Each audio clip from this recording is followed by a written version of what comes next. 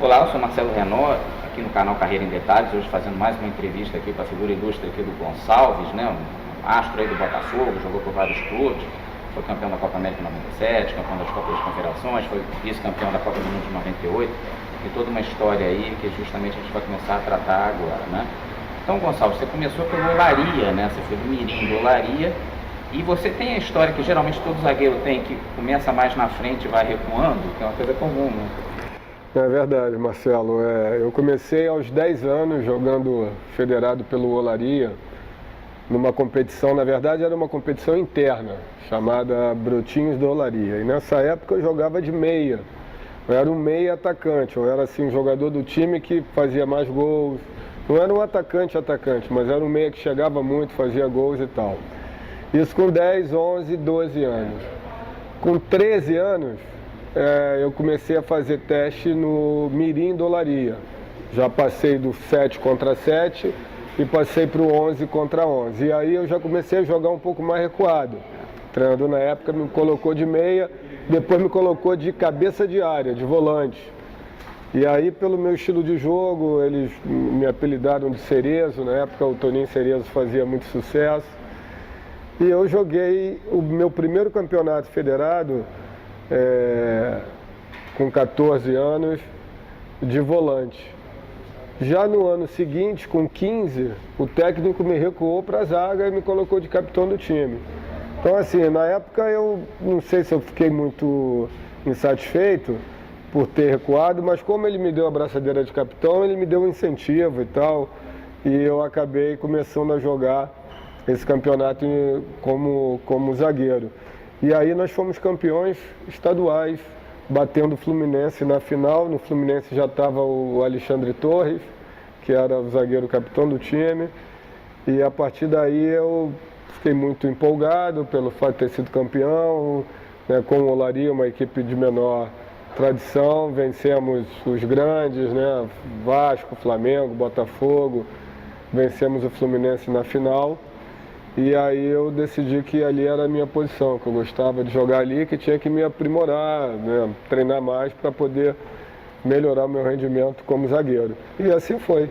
E aí o Flamengo te viu e te puxou lá para os Júniors, né? Mas aí na época, a minha história no Olaria é uma história muito interessante, porque eu, pelo fato de ter sido campeão infantil, os jogadores daquele time, eles elevaram o status dentro do clube, né? Então passou a ser visto como uma geração promissora.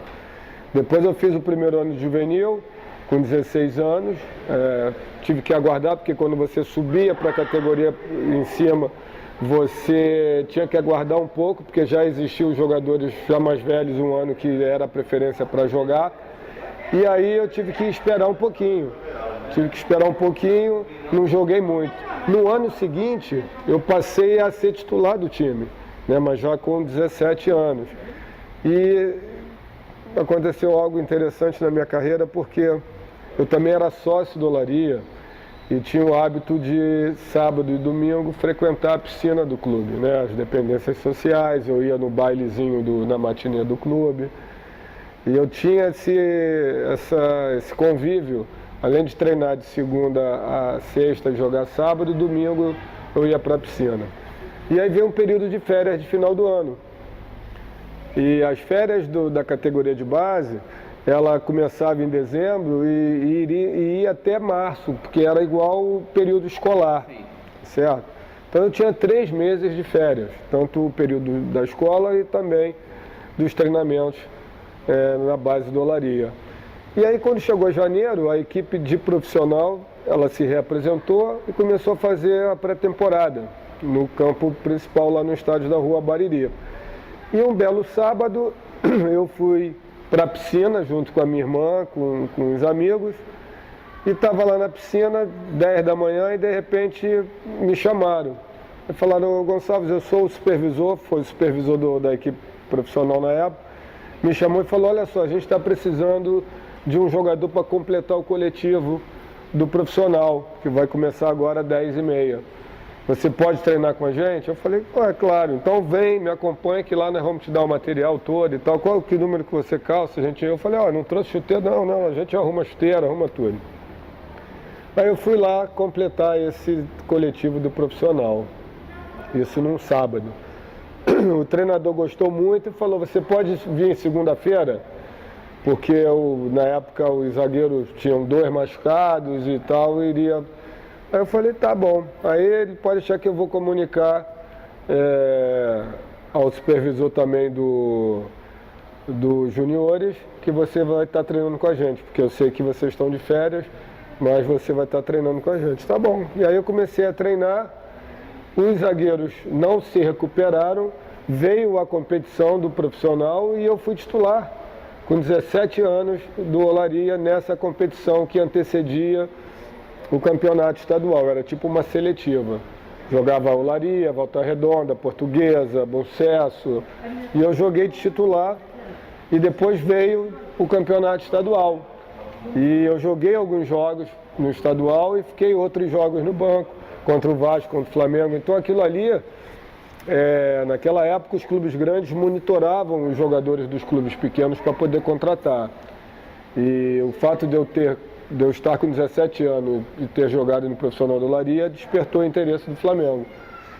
E isso, o Flamengo começou a negociar com o Olaria, me ligaram, olha, sou o supervisor do Flamengo, foi o Isaías Chinoco. E aí, eles, depois de um período de negociação, o Flamengo concretizou a minha negociação. Então eu fui para os juniores do Flamengo. E aí você depois foi sendo efetivado no profissional, mas era difícil jogar, porque você tinha o Aldair. Na verdade, nos juniores, cheguei no Flamengo, os juniores do Flamengo era uma equipe muito boa, tinha sido campeã em 95 estadual, e em 85 e 86 nós fomos bicampeões estaduais, e eu era titular da equipe. Então, no mesmo ano de 86, antes de eu finalizar a minha etapa de juniores, do meio do ano para o final do ano, algumas vezes o Lazzaroni era o técnico do profissional e o Leandro se lesionava muito. Estava fim de carreira. Então tinha o Leandro e às vezes ele se machucava e eu tinha que subir para completar o treino. Então, numa dessas vezes que eu subi para completar o treino, o lateral direito parece que o Jorginho também se machucou, que era o lateral titular, o reserva também estava machucado, e teve um jogo no Maracanã pelo Campeonato Brasileiro contra o Santa Cruz, ele não tinha lateral direito. Como eu estava treinando na equipe, o Lazzaroni me chamou e falou, olha, eu acho que eu vou te colocar aqui improvisado, que eu estou precisando de um lateral, meus 2 laterais não vou poder utilizar, e vou te colocar aqui no coletivo para ver como é que você vai sair. Então eu fui lá, treinei e tudo, e aí ele falou, olha, tu vai pro jogo. Então eu estreiei no profissional do Flamengo, em 86, num jogo Flamengo-Santa Cruz, para marcar o folclórico Jacozinho, na época, que fazia muito sucesso, era a grande figura do Santa Cruz, e era um ponta muito rápido, jogava pela direita, jogava pela esquerda, e em função disso eu tive a oportunidade. Exatamente. Um jogo Maradona. Exato. E aí eu fiz esse jogo. Depois eu desci para os juniores de novo, aí veio o final do ano, eu já fiz a transição, subi, assinei meu contrato como profissional, mas passei a ser o 5º zagueiro do elenco. Então eu aproveitei, tive algumas ofertas, o próprio Flamengo buscava algumas equipes menores para poder emprestar o jogador para o jogador ganhar mais experiência, mas eu optei em não sair emprestado e permanecer no Flamengo, porque eu achava que ali eu iria aprender mais, né? O Flamengo tinha, de 87, estava o Zico, Leandro, Edinho, Andrade, era um time já com jogadores consagrados. Eu falei, não, é melhor eu ficar aqui. Na época eu estava fazendo já a faculdade de Educação Física e pelo fato de eu ser atleta eu tinha uma bolsa de 90% da faculdade, então eu queria conciliar e acelerar, né, o máximo possível antes que eu começasse a viajar muito, a concentrar e não ia ter tempo de frequentar as aulas. Então eu optei por ficar no Flamengo e fiquei em 87, 88, aí em 88 eu Você foi para Santa Cruz? Fui para Santa Cruz, que o Abel pediu uma indicação do Zico, o Zico me indicou, mas aí era um campeonato brasileiro, eu achei que aí sim seria interessante para eu começar a aparecer no cenário nacional. Aí fiz o campeonato brasileiro com Santa Cruz, o Tele Santana assumiu o Flamengo no início de 89 e me chamou de volta. Então aí em 89 eu comecei a ter algumas oportunidades de jogar mais como titular no Flamengo. E aí chegamos a um período célebre de 89, não tem como contra-ataque, soltar o gol contra, que estava 3-1 Flamengo. Você foi atrasar uma bola pro Zé Carlos, eu acho até que o Zé Carlos também errou ali. E encobriu ele e tal. E ali assim, teve primeiro esse. Aí você. O Botafogo voltou ao jogo, só dá o preâmbulo, né? E acabou empatando 3-3. Aquilo ajudou o Botafogo a ser campeão, que é uma coisa que vai ter muito a ver contigo, vai te ajudar no Botafogo. Mas naquele momento, claro, você não sabia do futuro, né?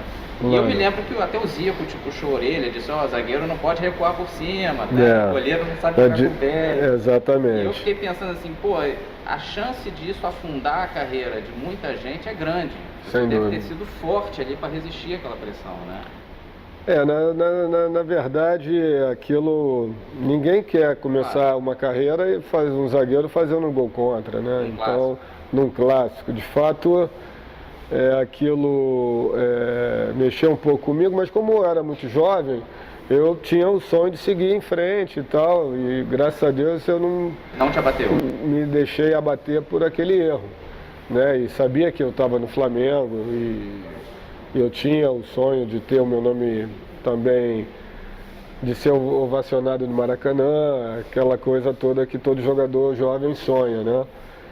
E aí, o desenrolar daquele campeonato estadual, o Botafogo, pelo aquele empate, o Botafogo ainda manteve chances no turno, acabou que teve um outro clássico ainda, Flamengo e Vasco, em que se o Flamengo vencesse, aí poderia ter sido campeão direto, mas o Flamengo perdeu por 2-1, eu não joguei aquele jogo.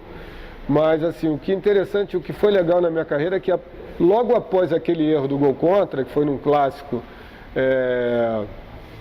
no final de semana, o jogo seguinte foi contra o Volta Redonda na Gávea. Sim. E nós vencemos por 4-1 ou 4-2 e eu fiz o primeiro gol, ou seja, na semana seguinte eu fui o vilão, fiz um gol contra, mas logo na sequência eu fiz o meu primeiro gol com a camisa do Flamengo, meu primeiro gol como profissional, e nós vencemos o jogo. Então aquilo me deu uma motivada e eu, já passou aquilo do gol contra e tal. Mas o desenrolar do campeonato, o Flamengo perdeu o título e o Botafogo foi campeão depois de 21 anos, né? Acabou com um jejum de 21 anos. E aí, do nada, surgiu o interesse do Emil Pinheiro na época. Fui lá treinar, cheguei lá na Gávea de manhã e começava aquela especulação nos jornais que vai sair a barca, quais jogadores vão ser emprestados, outros vão chegar para o brasileiro, que é algo natural, de praxe nos clubes. E aí o Jorge Elão me chamou, que era o presidente, falou, olha garoto, o Emil Pinheiro me ligou aqui e ele está interessado em te contratar, você gostaria de jogar no Botafogo? Eu falei, claro, para mim eu vou permanecer no Rio, o Botafogo é um grande clube, se houver a possibilidade. Então tá, então eu vou dar teu telefone, ele vai entrar em contato contigo. Aí me ligou, fui conversar com ele, acertamos tudo e eu fui pro Botafogo, né? O teu destino é chegar num clube com zagueiros fortes já lá, né? O Gotardo e o Mauro Galvão. E justamente por isso você jogou muitos jogos na lateral esquerda. Exato. Porque o Edu era o técnico, né? Por coincidência, irmão do Zico. Sim. E ele me viu nos primeiros treinos. O lateral esquerdo era o Renato, que era um jogador já experiente, já tinha sido campeão, inclusive com o Fluminense e tal, mas o Renato se machucou. E tinha o Marquinhos, que era o reserva imediato, que tinha sido campeão em 89. O Marquinhos também machucou. E aí o Edu falou, vou botar você aqui, Gonçalves, de lateral e tal, porque eu já tinha feito... Quando eu saí do Flamengo para o Botafogo, eu fui para o Brasileiro. Então, o Brasileiro, eu comecei a ficar no banco, era o Gotardo, o Galvão, o Renato. Então, eu fiquei no banco. sendo a primeira opção para a zaga. O Botafogo foi terceiro colocado. Exatamente, o Botafogo fez uma boa campanha naquele brasileiro de 89 e teve um jogo com a Portuguesa, parece que dependia do resultado no Canindé, do Vasco e parece que o foi o São Paulo, vocês estavam lá. São Paulo passou, exatamente. Então o Botafogo fez uma boa campanha, aquilo fortaleceu a minha chegada no clube e na virada do ano para o início do estadual, o Edu falou, não, olha, o Renato se machucou na pré-temporada, o Marquinhos também, e a gente começou o estadual e ele me colocou de lateral esquerdo. E aí eu comecei a jogar bem, o Renato voltou, o Marquinhos voltou e o Edu falou, não, o time que está ganhando não se mexe, aquele velho ditado. E aí me manteve ali. Até a final. Até a final, aí o Galvão teve a parada para a Copa de 90, o Galvão foi vendido e não podia jogar a final. E aí ele falou, bom, então agora tu vai jogar na tua posição. E me botou para fazer a final junto com o Gotardo, né? Clássica final da cara verde. Exatamente. Então nós fomos campeões e foi assim, uma volta por cima, né? Porque total de um estadual anterior que eu saí do Flamengo como vilão, mas que ajudei o Botafogo, fui Botafogo e fui bicampeão. Então aquilo me elevou a um patamar, mesmo muito recente, jovem e com pouco tempo no clube, já me levou a um patamar de um dos jogadores que caíram nas graças do torcedor botafoguense. Só que logo na sequência eu fui vendido para o México. Junto com o Donizete. Junto com o Donizete, exatamente. Aí fui vendido para o México, mas fiquei lá 5 anos, que a minha carreira decolou, fui campeão mexicano. Pois é, isso que eu queria te tratar, porque o campeonato mexicano aqui ninguém dá nem ninguém. Pé, mas é um campeonato empolgante. E eu vi lá alguns momentos lá do Tecos, você foi isso. De Guadalajara, exato. E foi bem bacana aquele título, né? Cara, porque o time nunca tinha sido campeão, exatamente. Era um clube de uma universidade, com uma estrutura muito boa, né? Porque era uma universidade com muitos recursos, com estádio próprio, com centro de treinamento. Mas você vê que naquela época uma equipe como o Tecos, né? Que não tinha uma torcida, não vinha de muitos anos de uma tradição de formação de torcedores, mas tinha mais estrutura para se trabalhar que o próprio Botafogo, que o próprio Flamengo, que o próprio Vasco. Pagava em dia. Clubes grandes pagavam em dia, enfim. Então aquilo ali, eu cheguei num ambiente que eu tinha um grande desafio, né, por aprender um novo idioma, conhecer uma cultura e de uma competição interna, porque o mexicano ele é muito competitivo, então ele cobrava muito. Tá certo? E além dos brasileiros que jogavam em vários clubes do futebol mexicano, tinham os argentinos, tinham os chilenos, então eram escolas diferentes de futebol sul-americana que existia uma rivalidade. Então a escola argentina rivalizava com a escola brasileira, com a escola uruguaia, com a escola chilena. Então quando a gente jogava e tinha adversários de outras nacionalidades, a gente incorporava também essa rivalidade. Então a gente queria ser melhor que o argentino do outro time, a gente queria ser melhor que o chileno do outro time. Então aquilo ali promoveu uma competitividade muito grande dentro de mim, uma necessidade de me aprimorar, de me superar, de treinar mais. Os mexicanos sempre foram muito aguerridos, treinavam muito. E é um futebol até hoje muito competitivo, tanto é assim que quando eu voltei ao Botafogo eu falei, olha, aqui não se fala nada de futebol mexicano, mas o futebol lá é muito competitivo, os clubes têm mais estrutura que os clubes aqui no Brasil e não vai demorar muito para a seleção mexicana ser muito forte e começar a ser uma competição que vai dar trabalho para a seleção brasileira. E não deu outra, né? Já na sequência... Começaram a ganhar da gente. Começaram a ganhar alguns jogos e a gente tem mais dificuldade para ganhar do México, enfim. Então isso foi muito bom para mim, porque quando eu voltei para o Botafogo, aí eu voltei com um foco específico de voltar a ser campeão com o Botafogo e ter o meu trabalho reconhecido a nível nacional, porque quando eu saí do Botafogo só quem me conhecia era aqui o público carioca, né, o torcedor carioca. E como eu tinha conquistado um campeonato no México, e tinha superado, né, alcançado um desafio muito grande, eu tracei como meta também na minha volta ao Botafogo que eu queria ser um jogador e ter um reconhecimento a nível nacional. Eu nem pensava em seleção brasileira, porque que eu já voltei com 29 anos e eu achava que meu tempo já tinha passado, porque naquela época tinha muito disso. Você tinha que chegar na seleção desde cedo, aí eu me sentia parte daquela geração campeã de 94, né, com o Romário, com o Bebeto que eu joguei, com o Jorginho, com vários ex-companheiros que estavam realizando aquele sonho, né, da conquista de um campeonato mundial depois de 24 anos, que eu não tinha vivenciado. Então eu torci muito por eles e tal, e falei, pô, se eles conseguiram, por que eu não vou conseguir alcançar meu objetivo? Então eu vou voltar ao Botafogo. Falei com a minha esposa, amor, eu quero voltar para o Brasil. Ela, pô, mas não, aqui a gente tem tudo já estabilizado, nossa casa, nossa filha está aqui estudando. Eu falei, não, eu quero voltar. Vamos voltar. E aí voltei.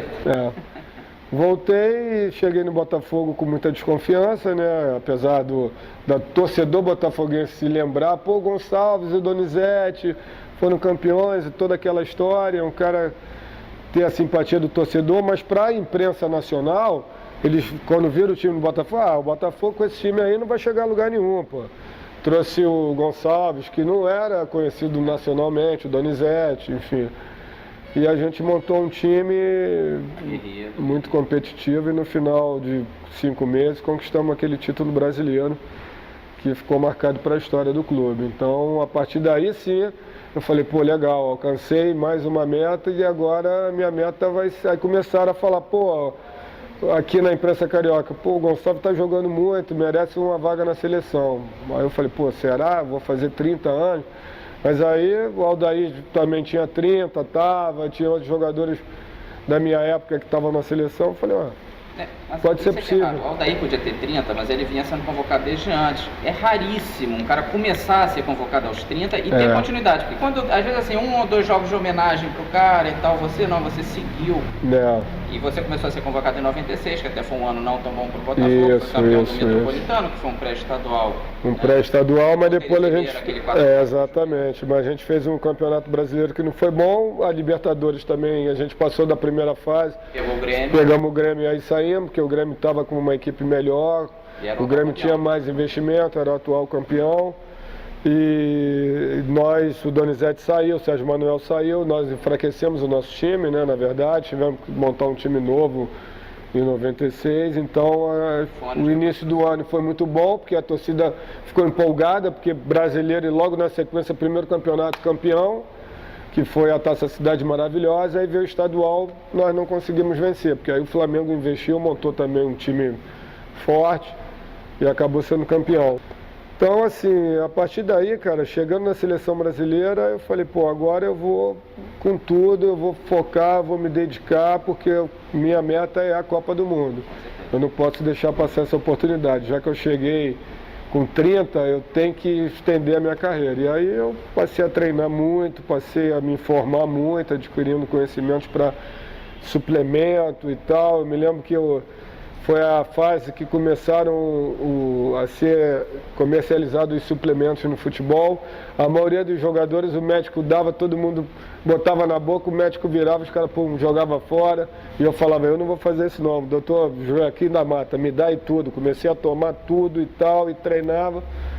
E não tinha lesão, e fui dando uma sequência, né, porque isso é importante. Você nunca teve uma lesão braba na carreira? Não, nunca tive uma lesão séria. Na verdade, assim, eu encerrei a minha carreira até, não precocemente, mas poderia ter estendido, mas porque eu tinha já projetos na minha vida, em função da minha formação acadêmica, né? Aí em 96 eu já tinha inaugurado o meu primeiro núcleo da minha escolinha de futebol, aí em 97 inaugurei o segundo e o terceiro, o terceiro aqui na Barra. Então aí, quando eu saí do Internacional, já com 33 para 34, com 34 anos, eu sonhava em jogar numa equipe grande. E aí eu comecei a recusar os convites das equipes pequenas, né, que é o que poderia ter me dado uma sequência para, se eu jogasse bem numa equipe de menor porte, eu voltasse para uma equipe grande. Fiquei esperando uma equipe grande, não aconteceu, e aí veio o convite do Sport TV, eu falei, então... Mas vamos voltar, porque você está correndo muito na tua carreira aí. Vamos para 97. 97 teve aquele estadual clássico. Primeiro o Botafogo ganha a Taça Guanabara com vitória em todos os jogos. 12 jogos, 12 vitórias. Até na final teve um gol seu clássico, que talvez seja o seu gol mais conhecido, né? Mas, na travessão, ali no exato. Germano. 97 foi um ano muito interessante em Botafogo, principalmente no primeiro semestre. A gente fez um campeonato estadual fantástico, né? Eu tive a minha afirmação, né, como um jogador importante dentro do Botafogo, capitão. Fiz o gol da Taça Guanabara na final, uma conquista que o Botafogo não tinha há 29 anos.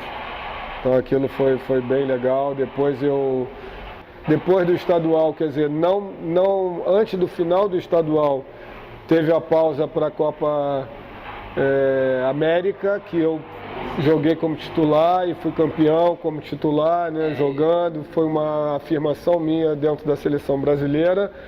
E na volta, a final e o episódio com o Edmundo da rebolada. Não te irritou mesmo? Já passou? Não. Você realmente levou na boa aqui? Você era amigo dele, né? Eu era amigo dele, mas na realidade eu não via a rebolada, né? Isso eu sei.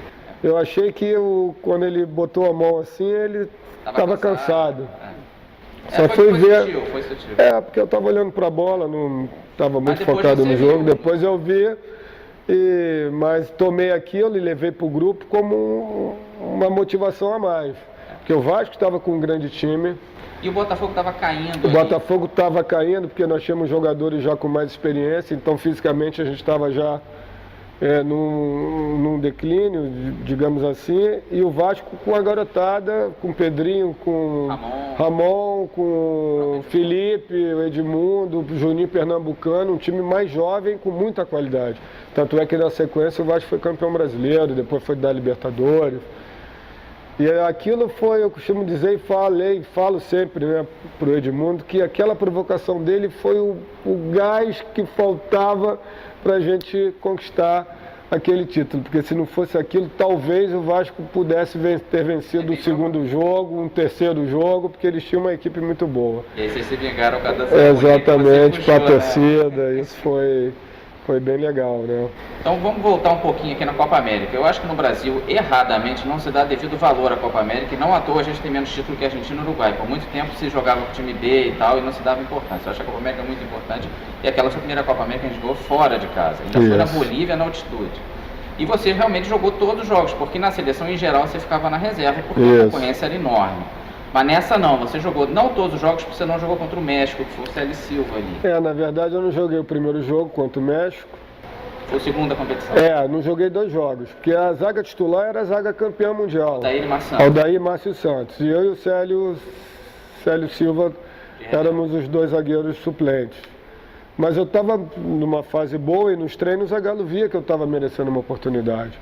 Então teve o primeiro jogo, teve o segundo jogo contra o México e já no terceiro jogo eu já entrei no lugar do Márcio Santos.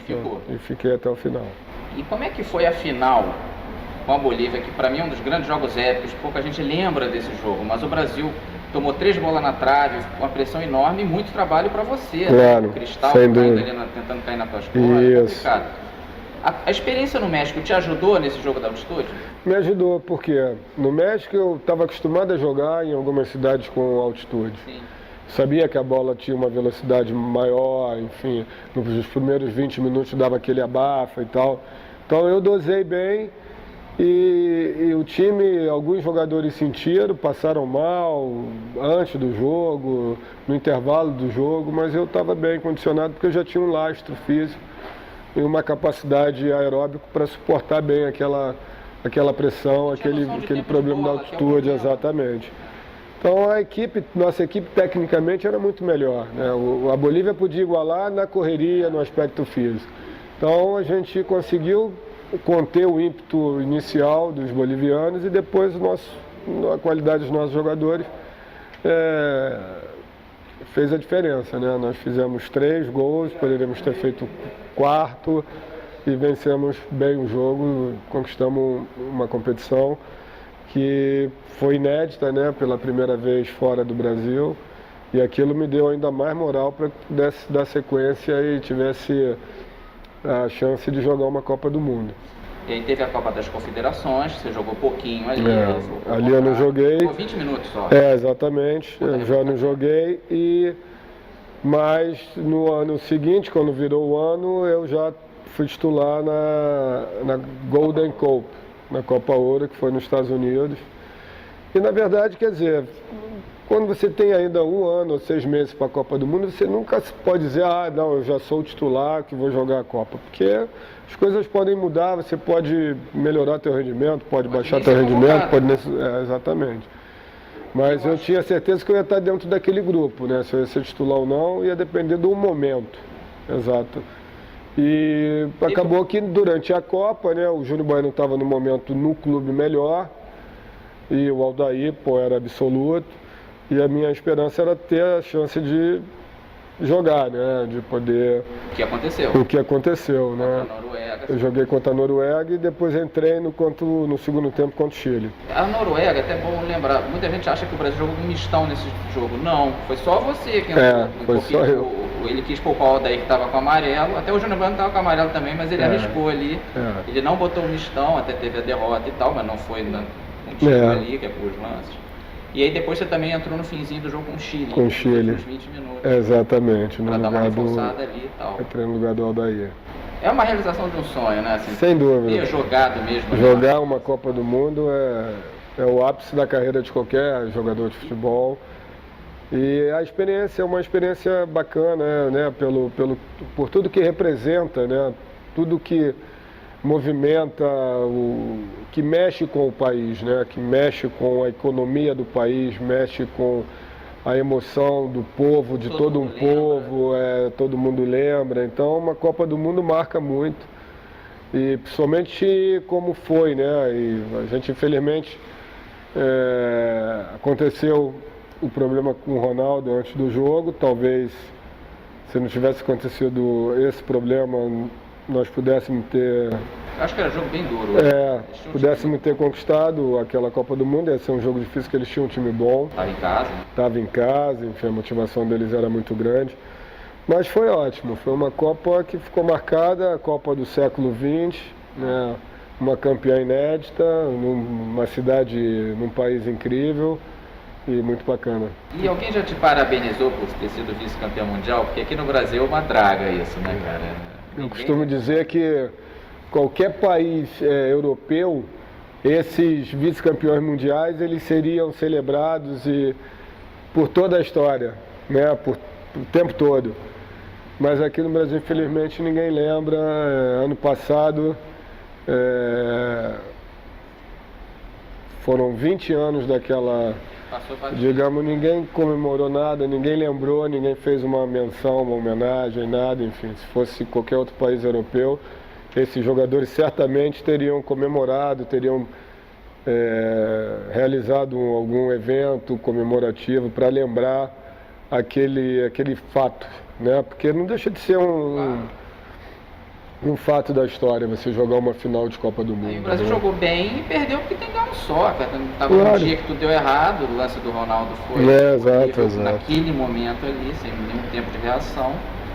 E perdeu da França em casa, não sei qual é a grande vergonha que é a Nina. Não, com certeza. Zidane, que ninguém conhecia, mas Zidane, Henry... As pessoas acham que é algo que não se deve lembrar, que não tem vergonha nenhuma, pelo contrário. Acho que se você for ver na história do futebol mundial, são poucos os vice-campeonatos mundiais que um país conquista e são poucos os 23 ou 2 jogadores que representaram aquela seleção naquele vice-campeonato, né? Então, eu até tentei fazer algum movimento, falei com algumas pessoas para ver se a CBF promovia algum tipo de evento, mas não houve a possibilidade, até porque teve a Copa, né?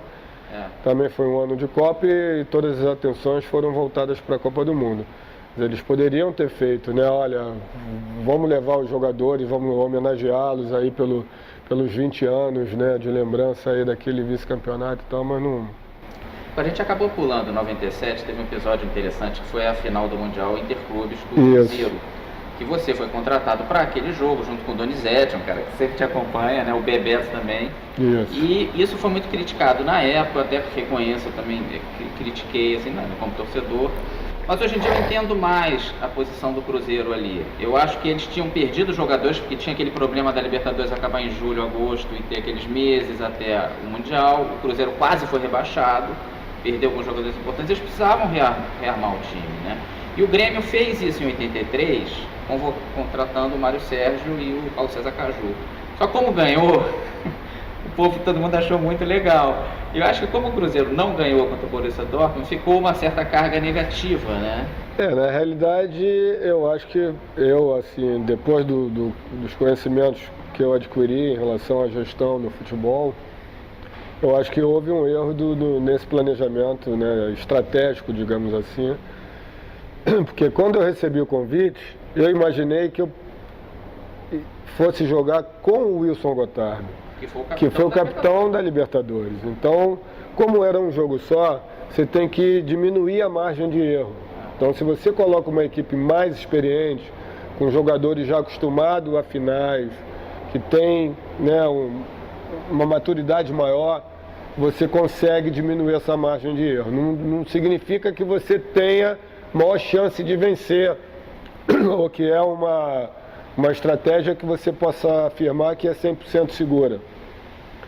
Mas eu fui para lá achando que, vou jogar com isso o Gotardo, Bebeto é um jogador experiente, campeão mundial, Donizete também já é um jogador que está num momento muito bom, já tem muita rodagem, enfim. Aí lá tinha o Nonato, lateral esquerdo, um jogador experiente, Fabinho, o Dida, o Cleison, o atacante com experiência, Elivelton, então tinha um bom time. Só que aí quando eu cheguei lá, depois de assinar o contrato, eu perguntei, tô assistindo foto, cadê o meu companheiro de zaga campeão brasileiro? Aí o presidente falou, não, Gonçalo, tem que te falar uma coisa, você tá vindo para jogar no lugar dele. Eu falei, não é a mesma coisa. Não é a mesma coisa, porque ele eu já conhecia só de olhar, cara. E ali eu ia ter que fazer menos de um mês de treinamento com um companheiro novo, que eu não conheço, que eu nunca tinha jogado, para jogar um jogo decisivo que não podia errar. Tá entendendo? E um jogador jovem ainda por cima, porque o João Carlos e tinha um outro menino, que eu não lembro agora o nome. O João Carlos depois até foi um zagueiro que construiu uma carreira bacana, chegou até a ser convocado para a seleção brasileira. Mas era um jogador jovem, um jogador com muita força e tal, mas era um jogador jovem. E aí levaram, tinha o Vitor, lateral direito também. Enfim, Alberto Valentim, que hoje é técnico aqui no Vasco, foi campeão carioca com o Botafogo, ano passado. Era um jogador jovem. Era um time de qualidade, mas era um jogo só. E aí você chegou lá, o time do Borussia Dortmund fez a estratégia oposta, botou só jogadores experientes, o Júlio César e tal, um time maduro, e que teve mais tranquilidade no jogo, converteu as duas oportunidades que teve e foi campeão. E nós tivemos chance, não convertemos, enfim. Coisa da vida. Mas foi uma experiência bacana na minha vida, né? Eu tive a chance de jogar um jogo que todo mundo quer jogar. Todo jogador quer jogar essa final de um Mundial Interclubes. Eu tive essa oportunidade na minha carreira. E aí, no ano seguinte, você foi para o Internacional, né, que teve o primeiro gauchão que o Ronaldinho Gaúcho esmerilhou, aquele gauchão. Que eu fiz um gol, né, no primeiro jogo da final, poderia ter ficado marcado na história do clube se nós tivéssemos conquistado aquele gauchão. Mas futebol é assim, quer dizer, o primeiro jogo a gente vence, 1-0 com o meu gol de cabeça, mas no outro jogo no Olímpico, o Ronaldinho resolveu jogar bola e nós deixamos ele jogar, porque foi uma questão até psicológica. A imprensa durante a semana criticou muito o Dunga, recriminando que ele ia parar o Ronaldinho Gaúcho com falta, com violência. E o Dunga acabou entrando inibido no jogo e o Ronaldinho, ao contrário, acabou tendo audácia, coragem, deu lençol, deu caneta. E eles venceram o segundo jogo e foram para o terceiro jogo com uma moral muito mais elevada. E o jogo foi no Olímpico. Então a gente acabou perdendo aquele estadual. Isso até contribuiu para que eu e o Dunga a gente não tivesse estendido a nossa carreira, né? Porque nós ficamos muito responsabilizados, éramos os dois jogadores de Copa do Mundo, com o Dunga capitão, quando o Dunga não era o capitão, não jogava, eu era o capitão. E aí na renovação para o outro ano a gente não permaneceu. E o time lutou para não ser rebaixado até o finzinho, até com o gol do Dunga, que liberou ali. Pois é, mas aquilo foi algo especial, porque o técnico era o Paulo Autuori, A gente iniciou o brasileiro e até a 8ª rodada, onde eu me machuquei, nós estávamos entre os 8, né, que classificavam 8, tinham playoffs. Só que eu tive uma lesão na 8ª rodada, a partir daí o time começou a perder. Eu não posso te afirmar que o fato de eu ter saído do time por aquela lesão, fiquei 3 meses sem jogar. Perdi muitos jogos. Entrou o Lúcio, que era um zagueiro que depois foi o campeão mundial, mas ele era muito jovem. Ele e o Regis, e a equipe começou a ter uma baixa. E aí, quando o Paulo Autori saiu, que o time estava lá lutando para não ser rebaixado, assumiu o Leão, ele veio com o discurso de que ele tinha que renovar o time, que eu e o Dunga a gente estava já ultrapassado, e deixou eu e o Dunga de fora. Só que no jogo contra o Palmeiras ele não teve jeito, ele teve que colocar o Dunga para jogar, porque o outro menino tinha se machucado, eu não lembro quem, e o Dunga acabou fazendo o gol que livrou definitivamente o time do rebaixamento. E eu só voltei, me lembro que eu fiquei no jogo fiquei no banco 1 ou 2 jogos, depois eu falei pro Leão, não quero ficar no banco, se tu não for me aproveitar, me deixa de fora, entendeu? Aí ele me botou para jogar um jogo, depois me tirou, falou, vou começar a ver, já livrou do rebaixamento, eu vou ver a garotada pro ano seguinte. Então aí terminou o ano, eu voltei pro Rio, e aí fiquei esperando e tal. Como não aconteceu um convite de um outro clube grande, eu preferi encerrar minha carreira. E você é um cara que estudou muito, você fez vários cursos e tal, uma coisa que é notável, né? Que você se preparou para o pós, né? Que muita gente toma um susto quando se aposenta, né? E você não, aí você muitos anos depois foi gerente executivo do Avaí, armou um time legal ali que até passou para a Série A, né? Exato. E tem essa tal escolinha que você falou, e agora você está trabalhando na Flórida, né? Como é que é esse projeto lá na Flórida? Então, isso eu estou em Orlando, né? Morando em Orlando, mas o planejamento da empresa, que é uma empresa brasileira que desenvolveu um software de avaliação de performance de atleta, voltado para a evolução de atletas da base, né? A partir de 5 anos. É uma plataforma de avaliação de performance que você pode visualizar através de um aplicativo no celular, então isso possibilita aos pais que acompanhem a evolução através dessa nota. Nós criamos uma espécie de boletim escolar, né, onde, se você compara ao processo acadêmico, todo o aluno, ele através das avaliações do boletim escolar, é que ele pode ter uma ideia do nível que ele se encontra, se ele precisa estudar mais ou menos para manter ou melhorar as notas. E a gente entende que para você ter a evolução no futebol ou qualquer outro esporte, você precisa ser avaliado constantemente e você precisa conhecer o teu nível dentro desse esporte para que você possa treinar mais e buscar recursos para poder evoluir. E a gente acredita que essa tecnologia vai de fato ajudar muito na evolução, na formação de melhores jogadores com mais qualidade, não só no Brasil, mas nos Estados Unidos principalmente, que tem uma estrutura de futebol muito forte, muito maior que aqui no Brasil e crescendo muito, né? Nos próximos 7 anos eles vão estar organizando uma nova Copa do Mundo em 2026. Então por isso a gente está focado lá, procurando desenvolver esse trabalho para de fato ajudar na evolução da qualidade do jogador de futebol nos Estados Unidos. Eu vi você em algumas entrevistas falar de trabalhar um dia no Botafogo, você tinha esse sonho e tal. Ainda permanece isso, uma coisa embrionária? Não, é um sonho. Eu não posso dizer que não, apesar da gente saber que é muito difícil você trabalhar aqui, que você corre o risco de abalar, de perder um pouco do respeito e da idolatria que os torcedores têm por você. Mas tudo é questão de como você comunica e como você passa o que você está fazendo. Eu acho que o futebol precisa de transparência, o torcedor precisa entender, a imprensa precisa entender que quem administra toma decisões, mas de fato o resultado se busca dentro do campo, com a performance dos atletas.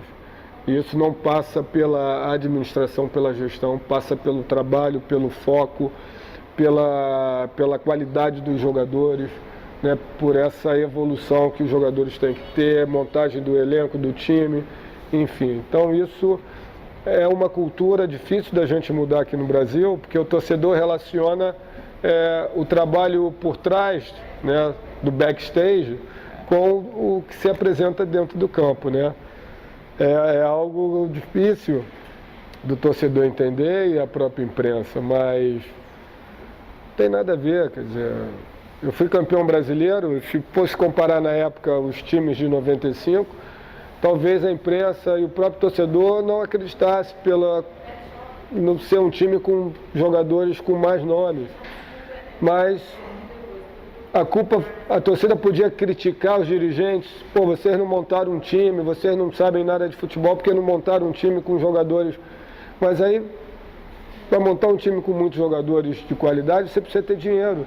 E a torcida precisa entender isso, que às vezes o clube não tem recursos para montar um time. E mesmo quando tem esse recurso, você montando um time, contratando os melhores, não é garantia de que você vai conquistar O próprio Flamengo de 95. os títulos. O próprio Flamengo de 95, que tinha montado o melhor time, que era o time que tinha mais dinheiro. Sabe, o Romário de Mundo. O Real Madrid montou a equipe dos Galácticos, contratou e não ganhou. Tudo que pensava em ganhar, que esperava ganhar.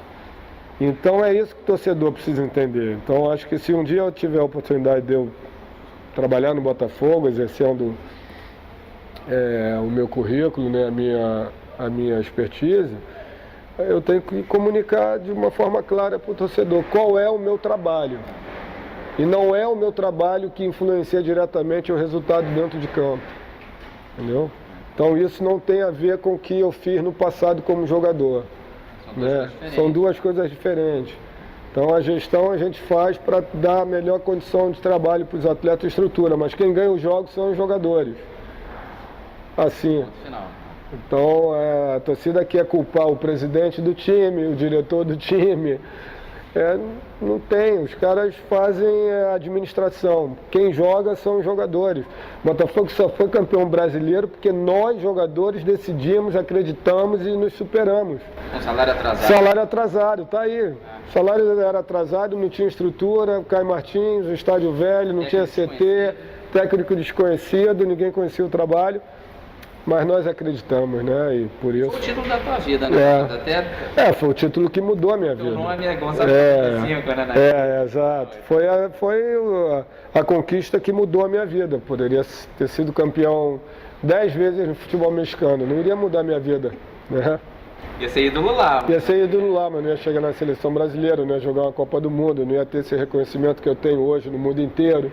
Porque é diferente. Quando eu estou nos Estados Unidos promovendo essa tecnologia, quando eu me apresento num clube e falo, pô, eu sou o Gonçalves, sou ex-jogador da seleção brasileira, joguei uma Copa do Mundo, quando falo jogou uma Copa do Mundo, as pessoas sabem que você está num outro nível. Tá no Brasil. Exatamente. Então já te facilita, te abre as portas, te ouvem, né, com mais atenção, te dão a oportunidade de você, né, se posicionar e expor.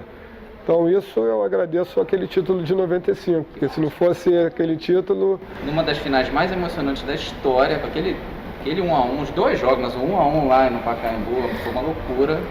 Quem não viu, que reveja.